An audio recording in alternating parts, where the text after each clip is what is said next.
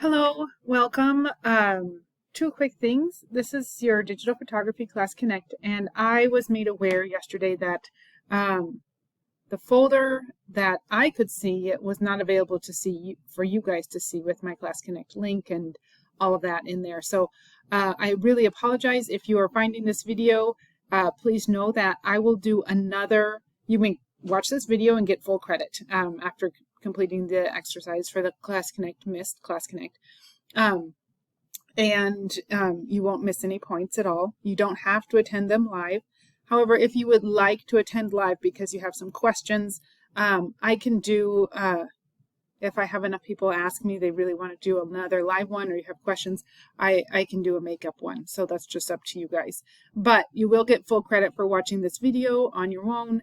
And there's just a couple questions at the end that you will need to answer to get all of your points for this Class Connect miss. So normally Class Connects will be on Wednesdays at 5:30 p.m. That's in the evenings.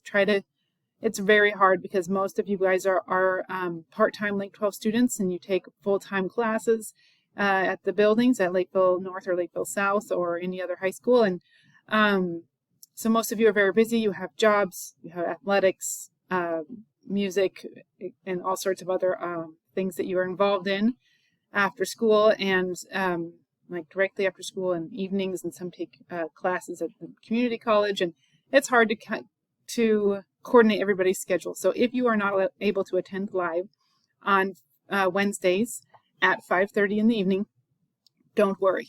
You can always watch the video later, you complete the questions, and you will get full credit for attending the Class Connect. So again, I'm very sorry for missing you guys at Wednesday's Class Connect this week, but just watch this video. You'll get full credit, and please contact me with questions. I did have a couple of students say that they contact me by text, and the biggest problem I have with that, I don't know who you are if you don't say your name. And so I do have 40 students in digital photography. I have over 100 students total in 6 different classes. So if you don't say this is, your name in digital photography, I don't know who you are. So if you text me and say, what time is Class Connect?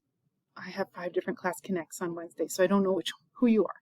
So just let me know. Always, my link is always the same for every week. It will never change. It's always my WebEx email, my WebEx address, so it won't change, and that is posted in our Class Connect folder currently.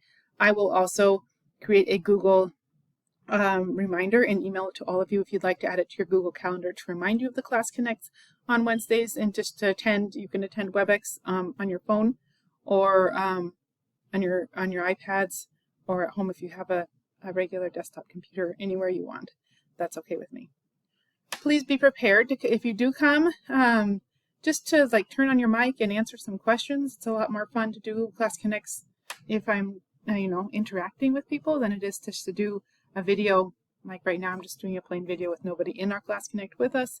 And I just forgot to record last night, so I'm recording this morning. So there were several people who came to the Class Connect and we did get to have a conversation. But if you do come, please do prepare to you don't have to turn on your camera, that's okay, but turn your mic on and answer some questions as we go along. Okay. Or you can answer in the chat as well. So, okay. So first of all, we're going to talk about, this is the reading for this week, is about composition and the rule of thirds. And then we're going to talk about how to do your first project, which is next week. There's no Class Connect next week. I'm administering some middle school map tests next week, so I don't have the extra hours to do our Class Connect next week in the evenings. So our next Class Connect will be in 2 weeks, so it won't be next week. All right, so I'm going to go over composition really quick. What it means when you're starting to take your pictures, talk about your project, how to turn that in, and that will be it. So first of all, hopefully you've done some reading about composition, rule of thirds, and we're going to talk about it. Composition is the way things are arranged in a work of artwork. It can be a 2D artwork, 3D artwork. We can be talking about, just a picture, like photograph, or a painting, or even a sculpture. The way things are arranged in that artwork, that's called composition. And it takes into account everything, all of the borders, every part of the picture. And you'll see as we move along. So first of all, we want to look at the focal point. Is there a focal point, and where is the focal point? And that's important. You need your eye to rest somewhere, and that's the center of interest in the focal point. Where is your eye looking? Where is drawing the viewer in the picture? So here we have here, looking at that, like what do you see and look the longest at? Probably kind of like right here, where these hands and this guy's face are. That's like a major focal point right here. And then the rest of it you don't really notice, and then when you notice it, you come back and look at it. And the same thing for this really cool tree, that's windblown tree. All of it is kind of, all of these lines and everything and curves are all bringing us right to where this tree is growing out of the rock. Here, we talked about in our group last night, we talked about the focal points on both of these. Together as a group, we decided the focal point here was this cross, this on the gravestone here. It's the brightest white thing. If you were to squint, you'd see like that's really bright. And everything else in this whole picture is a lot of vertical lines and horizontal lines that all kind of line up and just bring us over. So there's a lot of line and direction that takes place to when you find a focal point as well in your pictures. There's just looking around in good compositions, they use those lines to bring the eye and kind of like arrows, draw your eye to the focal point. And here it is on the side. So all of these vertical lines will bring us down to the horizontal lines that brings us over to the vertical and horizontal line of that cross. So it's kind of a bunch of repeating things that just bring us all in there. This one's a little different. It's not vertical and horizontal, with a lot more curves. Where do you think the focal point is on this picture? If you said the bicyclist, you're correct, because this railing brings us down, this railing brings us over, and there's the bicyclist. And you finally kind of follow the stairs around to a curve. It's kind of like a spiral, like a snail shell. And that even of the curb here on the sidewalk is also bringing us to the bicyclist. So the focal point is where your eye is going to look, and you need to have a focal point in your pictures. It's very important that you have something, like what are you taking your picture of? What is the interest? Why are we taking this picture? Just like randomly taking a picture? Or are you trying to look at something? How are we purposely drawing people to that focal point? And one way of creating a focal point, and one of the most popular ways, is using what's called the rule of thirds. This is a rule of thirds, and you can see, imagine that there's a tic-tac-toe grid laying on top of your image. You're trying to align your focal point with one of the intersections. It doesn't have to be like right here, here, here, or here, but somewhere along this third, you are trying to align that focal point. And that will keep your eyes moving through the picture and help to avoid what's called bullseyeing. It also creates a lot of interest in just breaking down. I'll show you here another, just a second. Okay, so here's another example. You can use, by the rule of thirds, by just creating your focal point along one of these lines of thirds or in one of the points. So here, let's look at what it looks like along one of the line of thirds. So the rule of thirds is used a lot with the rule of thirds in landscape photography. Creating that horizon line is just right along the rule of thirds, which makes the sky look big, expansive, and really just creates some nice interest. If you're doing a horizon, don't make it right at the middle. Pull it down a little bit to about the 1/3 of your frame for a nice composition. Then you'll need to pay attention to everything else in the background. So you can see, all of these lines are kind of drawing you down. This focal point it's a little bit more here in the middle, but the river is going across and creating that third. So the river ends here, right about the rule of thirds too. So there's a little bit of difference in this one. Let's look at another example. So you can create another focal point by putting the focal point, rule of thirds, use the focal point, at the intersection. And here's an example of what that would look like. Here we go. There we go. I was trying to just show you here. So this is a close-up of a flower, the center of the flower being here in where the thirds in our grid intersects. And that just brings that focal point right, not quite in the middle, but really takes into account the composition. All of these little petals are just drawing us in. All the little stamen of the center of the flower, everything just kind of draws us in to be looking right there.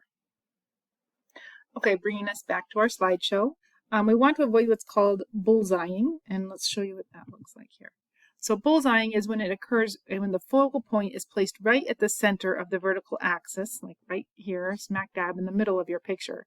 And no attention is really paid to what's going around in this negative space in the background. Nothing is bringing us to look at that. It's okay if you were to have something in the center, if that's supposed to be the focal point and the rest of everything else in that picture is using those thirds and the lines to bring us to look at that, because the purpose of the picture is the middle. Here, all of this extra space, what's called negative space on the outside, really just is washing out and just kind of looks like, I don't know, someone just took a picture of their hand and a camera in it, but there's nothing really leading us to look at that picture for very long. It's not really a very interesting picture. Bullseyeing leads to a static composition. It means like your eye just kind of doesn't move around, it just kind of sits there and leaves the eye focused on one part of the image, but you just want to forget about the rest. It's not it is usually accompanied by poor use of space. So let's look at how you could put something in the middle, but use the rest of the space really well. So here's a picture where that church is on top of a hill in the middle of the picture. However, look at how they use the rule of thirds. We have the highlights at the top, the light colors. The shadows are at the bottom third on this side. This third kind of falls off to this side. This third falls off to this side. We have matching mountains in the middle. So there's a lot of rule of thirds going on in here, and it's not just a picture of this church right in the middle. Let's look at the line. Yep, so here we have again, just the highlights are at the top, mid-tones, and then our shadows are at the bottom. And the lines of the hill all drive your eye to keep looking towards this middle point. So your eye does not stay in one point in this picture. You want to look at everything. You want to look at the mountains. You want to look how they come back, fall down and come back up across the hill. Your eye is always constantly moving back to this church, but it's not just looking at the church. You're still noticing everything else that's happening in this picture. So that brings me back to space. And what the biggest thing that we really need to remember in this first quarter of digital photography is to pay attention to space. How are you using the space in your pictures? How are you using every single part of that rectangle? Space is split into two categories. We have positive space, that's the actual subject of the picture, and the negative space. So the positive space here in this picture would be, if you think it's the coffee cup, you're correct. And the negative space is this newspaper in the background. One important thing to remember, it's not a good idea to leave more than a third of the space empty in a composition. Empty space leaves place for the eye to wander without any clear focus. So make sure that you see, like if you're using this empty space, and this one actually, if I go back to this picture, looks like it has almost 2/3 of empty space, right? But these two little out of focus dandelion puffballs in the background, they kind of bring us back in here. So they're kind of like mid space, they're not positive space, they are negative space, but they are bringing you back to look at this. If this wasn't there at all, the negative space, this black the picture wouldn't be nearly as strong. So just knowing that, keep in mind what's in every part of your picture and use the whole space of that picture. Use that whole rectangle. That means you might need to take a couple steps closer to what you're taking a picture of. Use the zoom features on your phones or your cameras, and take more than one picture. For goodness sakes, take 10, take 15 pictures.